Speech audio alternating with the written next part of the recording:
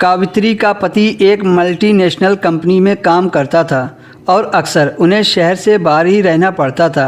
इसलिए कावित्री को ही सारे नाते रिश्तेदार शादी पार्टी देखनी पड़ती थी।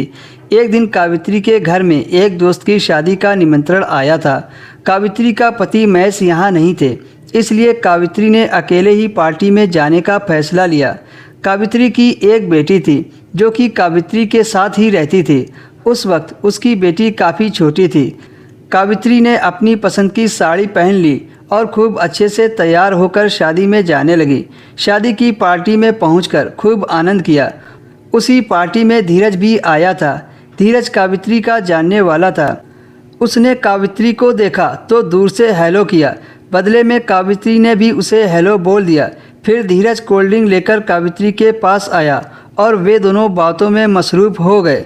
वह कावित्री के साथ बहुत ही नॉर्मल बर्ताव कर रहा था, जैसे कि कुछ हुआ ही ना हो।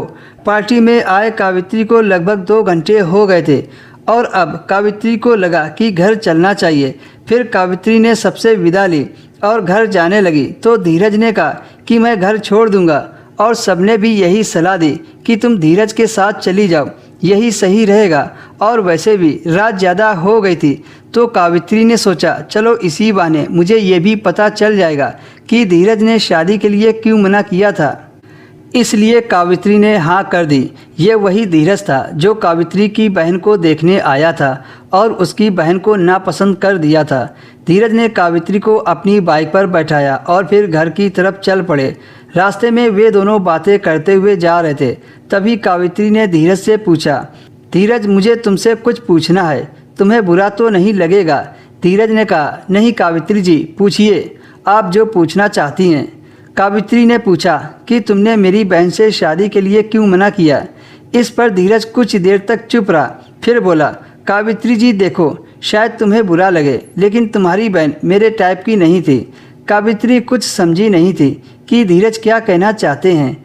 धीरज ने कहा, मुझे ऐसी लड़की चाहिए जो खुले विचारों की हो, जिसके पहनावे में उसकी बोल्डनेस झलके और समझदार भी हो। मुझे तुम्हारी बहन में ये बात नहीं दिखी, मुझे तो तुम्हारी जैसी लड़की चाहिए। कावित्री ने कहा कि आपको कैसे पता चला कि मैं वैसी हूँ? धीरज ने कहा, जब मैंने तुम्हें पहली बार देखा था तभी से मुझे तुम पसंद आ गई थी। अगर तुम कहो तो आज रात मैं तुम्हारे साथ लेट जाता हूँ और मज़े ले लेता हूँ।